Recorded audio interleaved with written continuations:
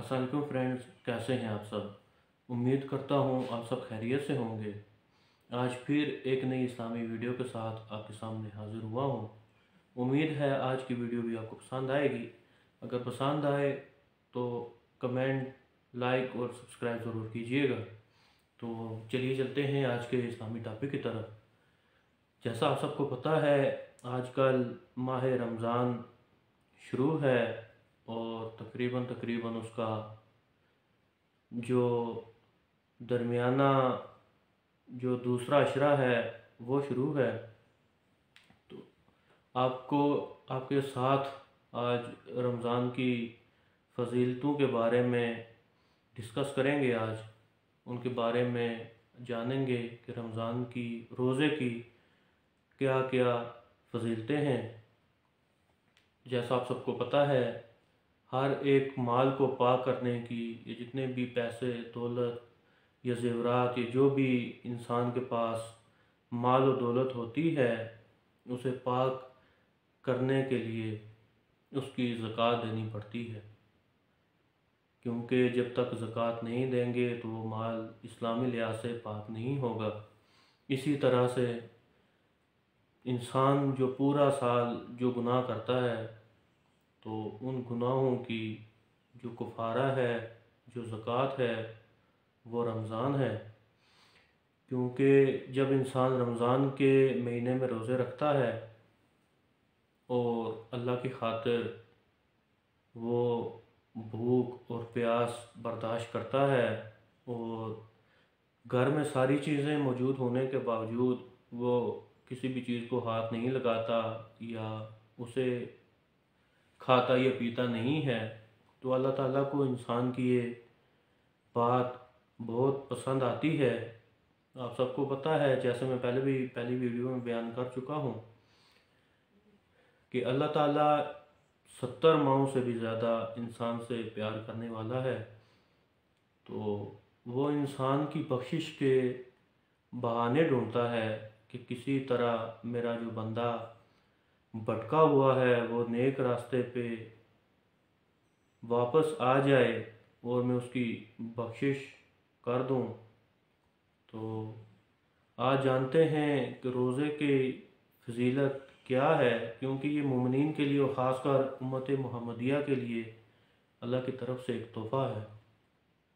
जैसा आप सबको पता है कि रमज़ान के महीने में रमज़ान के 3 अशरे हैं। पहला अशरा रहमत का है, दूसरा अशरा मग़फ़िरत का है, मतलब बख्शिश का है, और जो तीसरा अशरा है वो जहन्नुम से आज़ादी का है।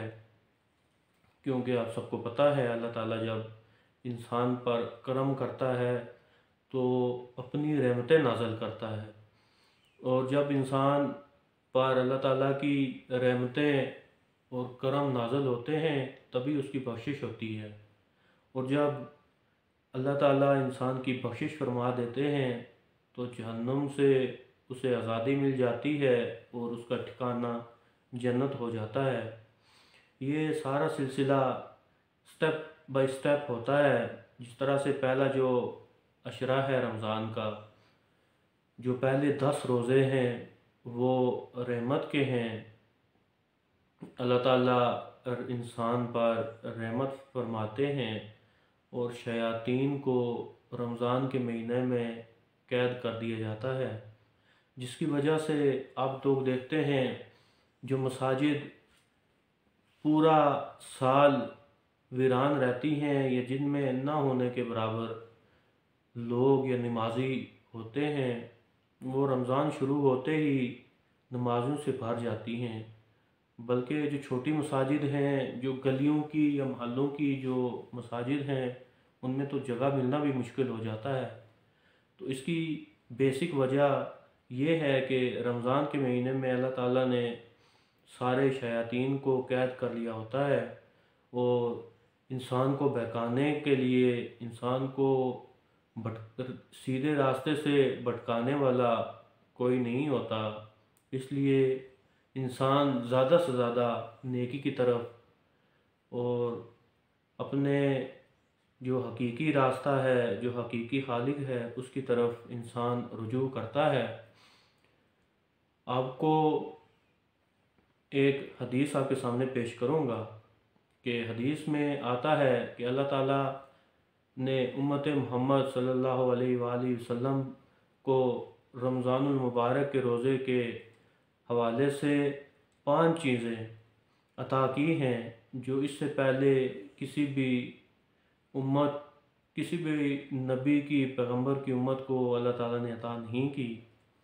ان میں سے جو پہلے نمبر پر جو اللہ تعالیٰ کی عنایت ہے وہ یہ ہے کہ رمضان کے مہینے میں جو روزہ دار ہوتا ہے اس کے جو معدے سے ایک بو سی نکلتی ہے، اللہ تعالیٰ اس بو کو مشک کی بو سے بھی زیادہ پسند کرتے ہیں، اس سے اتنی زیادہ اہمیت دیتے ہیں، اسے بہت پسند کیا جاتا ہے۔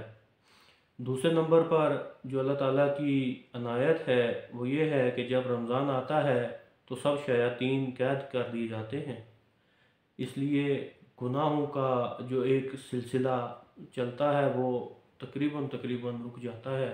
اور خاص کر جو امت محمدیہ ہے، جو حضور پاک صلی اللہ علیہ وآلہ وسلم کی جو امت ہے، وہ زیادہ تر نیکیوں کی طرف راغب ہو جاتی ہے، اور اسی سلسلے میں اللہ تعالیٰ ان کی بخشش بھی فرما دیتے ہیں۔ اس کے بعد جو تیسرے نمبر پر اللہ تعالیٰ کی عنایت ہے وہ روزے دار جب تک روزے کی حالت میں رہتا ہے تو فرشتے اس کے لیے، اس کی مغفرت کے لیے دعا گو رہتے ہیں، اور سحری سے لے کر افطار کرنے کے ٹائم تک روزہ دار کے لیے جو فرشتے ہیں وہ اس کی بخشش کی دعائیں کرتے ہیں۔ اور جو چوتھے نمبر پر اللہ تعالیٰ کی عنایت ہے امت محمدیہ کے لیے خاص کر، وہ یہ ہے کہ جب ماہ رمضان کی آخری رات آتی ہے تو اللہ تعالیٰ سارے روزداروں کے جو گناہ ہیں، جو اس سے پہلے ان سے سرزاد ہوئے ہوتے ہیں، ان کی اللہ تعالیٰ بخشش اور مغفرت فرما دیتے ہیں اور مومنین کو بخش دیتے ہیں، اور ان کے جو پہلے سابقہ گناہ ہیں وہ معاف فرما دیتے ہیں۔ اس سلسلے میں آپ کے سامنے ایک واقعہ بھی پیش آپ کے سامنے رکھوں گا کہ اس پر ایک صحابی نے حضور پاک صلی اللہ علیہ وسلم سے عرض کی کہ اے اللہ کے رسول، یہ بتائیے کیا یہ وہ ان راتوں میں سے ایک رات ہے جسے لیلۃ القدر کہتے ہیں؟ تو اس پر حضور پاک صلی اللہ علیہ وآلہ وسلم نے ارشاد فرمایا کہ نہیں، یہ لیلۃ القدر کی رات کے علاوہ آخری رات ہے۔ جس طرح سے ایک مزدور مزدوری کرتا ہے اور آخر میں اس کا کام مکمل ہونے پر اس کا مالک اسے اس کا صلہ دیتا ہے، اسی طرح سے جب مومن پورا مہینہ روزے رکھتا ہے تو اس کا صلہ، روزے رکھنے کا صلہ اللہ تعالیٰ اسے اس کے گناہوں کی بخشش کی صورت میں، اسے نیک اور پاک کرنے کی صورت میں اللہ تعالیٰ عطا فرماتے ہیں۔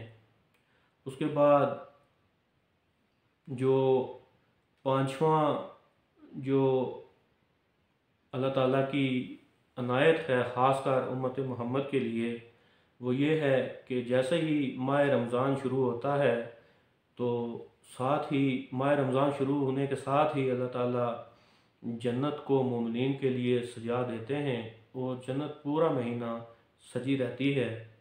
اس سے آپ کو اندازہ ہو گیا ہوگا کہ ماہ رمضان کی کتنی فضیلت ہے، اور خاص کر جو ہم لوگ ہیں جو محمد صلی اللہ علیہ وآلہ وسلم کی امت سے ہیں، جو ان کے امتی ہیں، ہم خاص کر بہت ہی خوش نصیب ہیں کہ جن پر اللہ تعالیٰ بہت ساری عنایتیں کرتا ہے اور اپنے احسانات کرتا ہے۔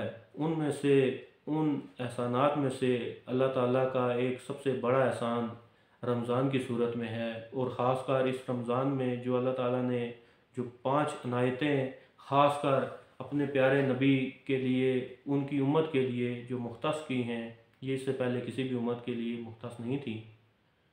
دعا ہے اللہ تعالیٰ سے، اللہ تعالیٰ ہم سب کو نیکی کے راستے میں چلنے کی توفیق عطا فرمائے، اور ہم سب کے گناہ اس ماہ رمضان کے وسیلے سے معاف فرمائے۔